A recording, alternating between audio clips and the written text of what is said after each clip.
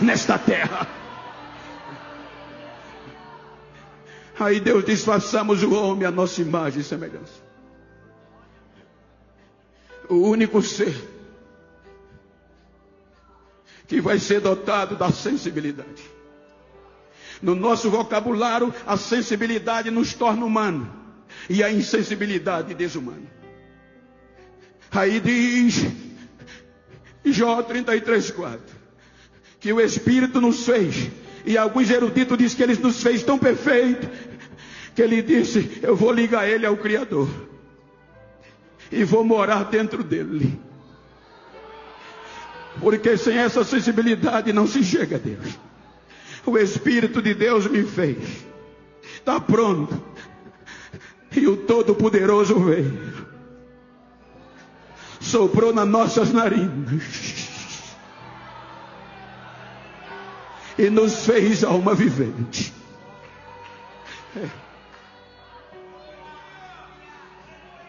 Capítulo 2, versículo 8. A terra tem agora um ser humano sensível, perfeito, para se relacionar com Deus. Feito para a eternidade, feito para ser criado, para ser perfeito. Capítulo 2 do Gênesis, versículo 8. Deus monta o Éden de novo. Plantou Deus um jardim e o chamou de Éden, lugar de adoração. A insensibilidade destruiu o templo de Lúcifer, o Éden de Lúcifer. Agora Deus começa e renova o Éden e põe o homem para adorar. Agora todo dia tinha relacionamento. A sensibilidade de Deus e o homem, do homem com Deus, era tão grande que na virada do dia, quando Deus descia para ser adorado, nem precisava bater na campainha e dizer: eu estou chegando. Só no barulho dos pés o homem já dizia: ele chegou, eu vou adorar. Ele era sensível.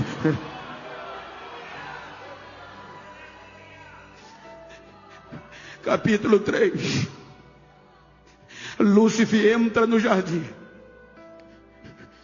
e faz uma pergunta a Eva. Foi assim que Deus disse que de nenhuma árvore do jardim vocês podem comer? Ele disse que de todas podemos comer, exceto uma. Porque no dia que comermos, morreremos, nos tornaremos insensíveis. Aí ele diz: não é verdade. É que Deus sabe que no dia que vocês comer vão ser iguais a Ele.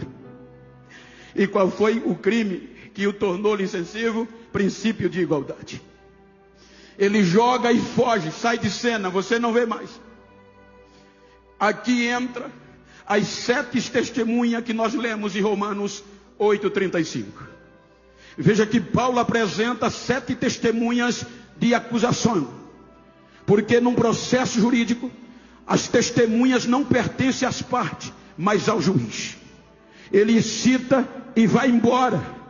E aquilo que é proibido se torna desejável e se torna perigo. Quando ele diz: vocês não morrem, a árvore do conhecimento do bem e do mal se torna um perigo. Então agora o perigo, como testemunha, vai analisar o comportamento do ser humano no Éden. O perigo vai piorar. E agora traz a perseguição.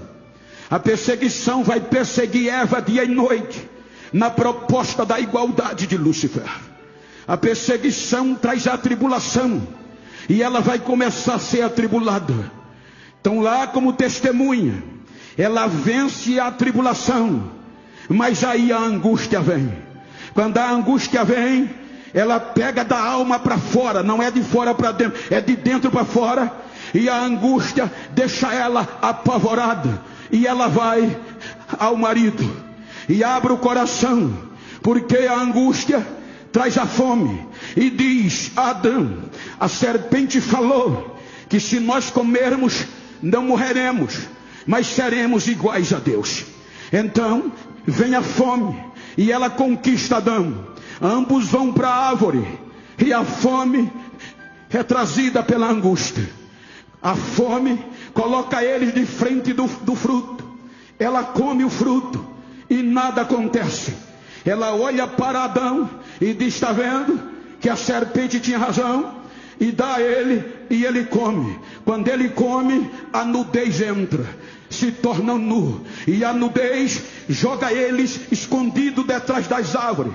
Quando eles estão nu, 6 testemunhas. Aí os passos do Criador entram no Éden. E quando entra no Éden, não há mais relacionamento. E ele pergunta: Adão, aonde você está? Ele grita: ó Senhor, estou escondido. Ora, quem te mostrou que está? Por que tu estás escondido? Porque eu estou nu. Quem te mostrou que estava nu? É aqui que teologicamente, me permita os doutores, parece um contraponto. Por quê? Se Deus é onisciente, Ele sabe de tudo antes que aconteça. E porque Ele vem perguntando, questionando, como quem não sabe de nada, é que aqui o ser humano é o único ser que vai ter o direito do processo legal em Deus. Eu não posso acusá-lo, não posso condená-los sem dar direito à ampla defesa e o contraditório. Eles têm que ter o direito de um processo de defesa. Aí Deus dará a ele: quem te mostrou que estava nu? Ele não se justifica, mas transmite a culpa para a mulher. Deus vai para a mulher e diz: o que tu fizeste? Ela diz: a serpente me enganou. Aí a serpente já está condenada. Aí a espada vem, e a espada é a condenação e a morte. Aí Paulo diz, Romanos 5,12: pelo pecado, pelo homem entra o pecado, e o pecado traz a morte.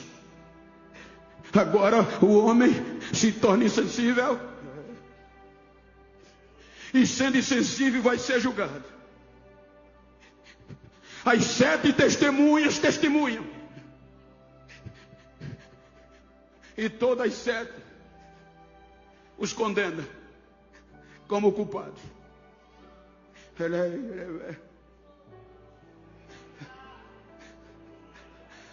Aí Deus vai expulsá-los da sua presença.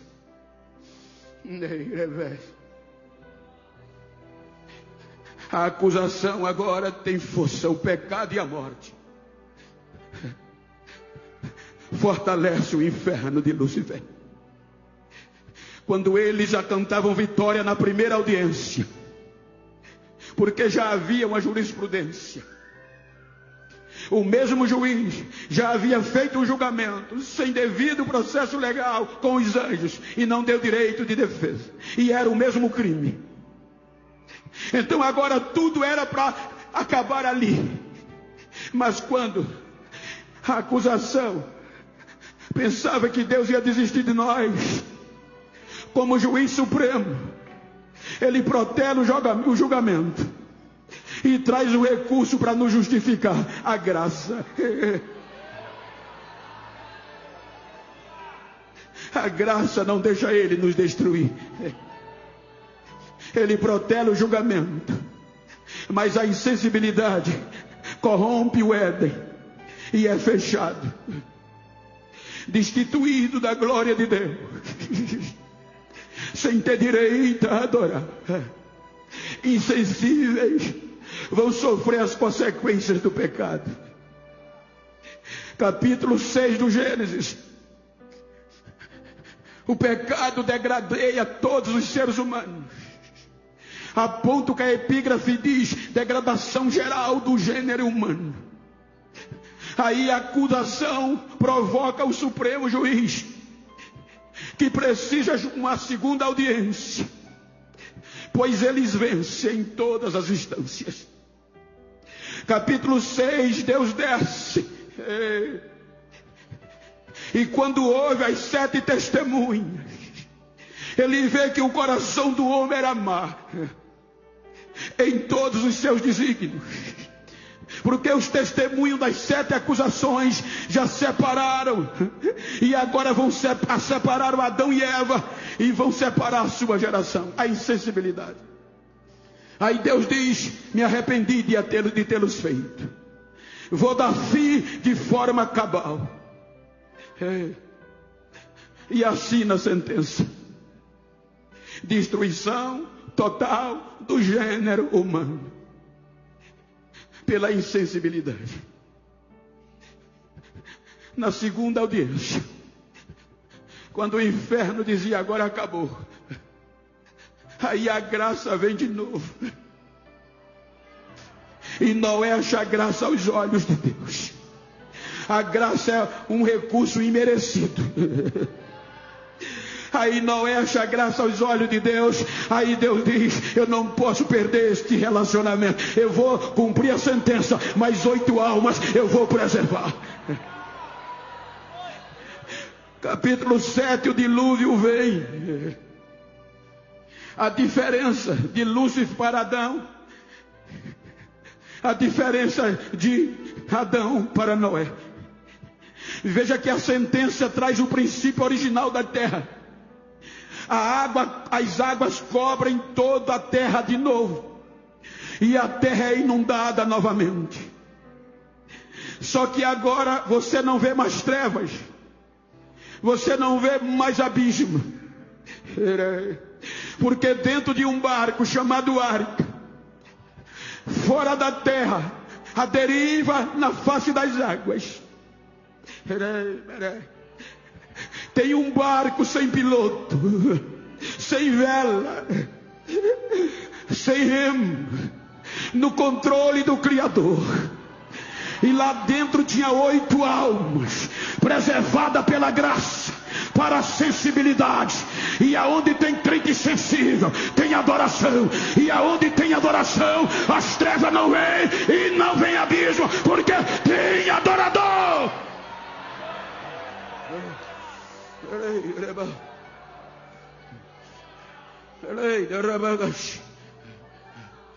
Capítulo 11 recomeça.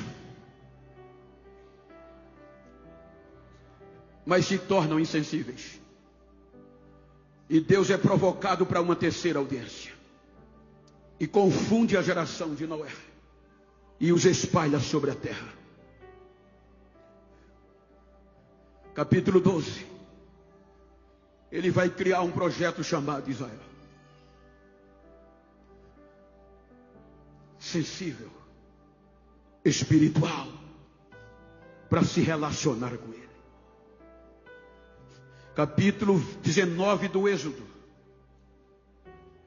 3 meses o povo saiu do Egito. Capítulo 20. Vem os mandamentos. O único povo agora que vai ter diretrizes. Capítulo 21 e 22. Vem as leis. Capítulo 24 do Gênesis. Vem uma aliança de sangue de novilho. Agora Deus diz: esse é o meu povo, e eu sou o seu Deus. Agora na terra tem um povo sensível a mim, que vai me adorar. Agora tem leis, agora tem aliança, agora sabe o que é certo e o que é errado. Deus lhe dá reis, Deus lhe dá sacerdotes, Deus lhe dá profetas. Mas Paulo escreve aos Romanos 5,14 que a lei, o sangue de novilho não protegeu Israel, e a morte reina desde Adão até Moisés, desde a inocência até a lei. O Velho Testamento termina sem relacionamento. O pecado e a morte, o inferno, tornou Israel insensível, a ponto de provocar Deus e Deus silenciar.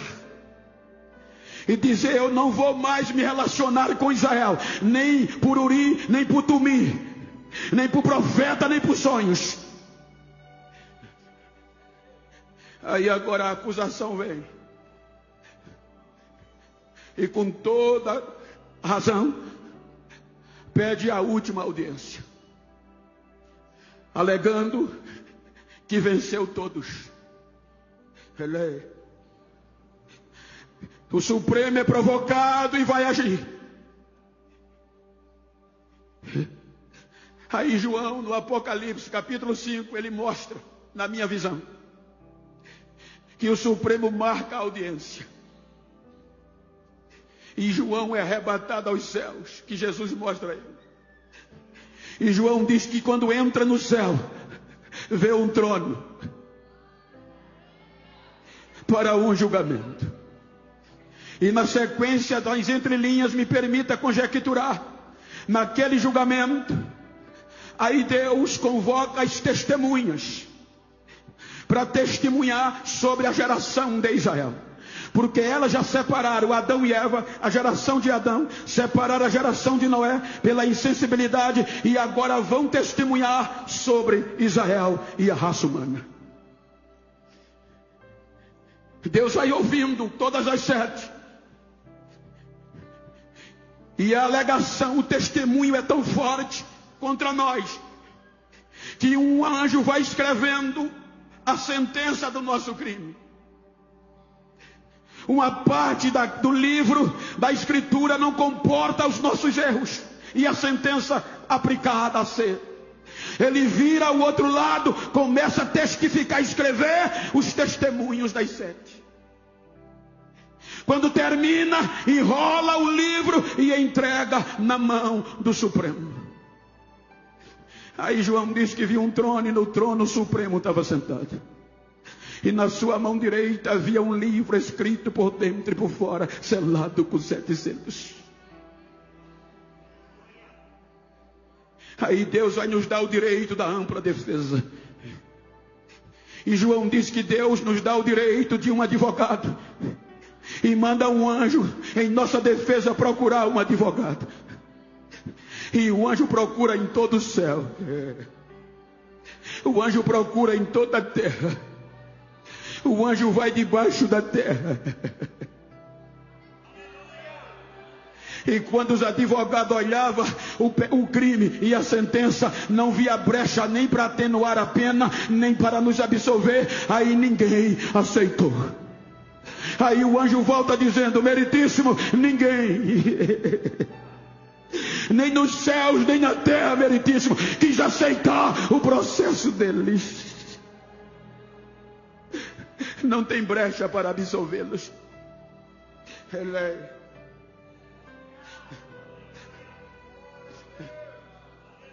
A insensibilidade, a gente não teria mais oportunidade. Era para terminar ali, porque transitado e julgado, e nenhum advogado se interessou pelo nosso processo. Não tinha como nos absolver. O juiz vai aplicar o juízo final ali. A ira de Deus vai começar ali. Aí Paulo escreve aos Filipenses capítulo 2, versículo 6. Que antes da sentença ser determinada, entra um ser no julgamento. Sendo Deus, Ele entra no julgamento e pede direito de voz. O meritíssimo concede, e Paulo diz que ele fala: meritíssimo, eu vou aceitar o processo da raça humana.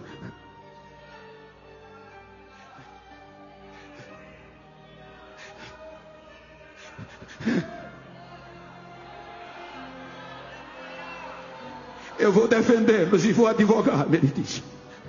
O meritíssimo fica alegre, mas aí a acusação alega impedimento jurídico.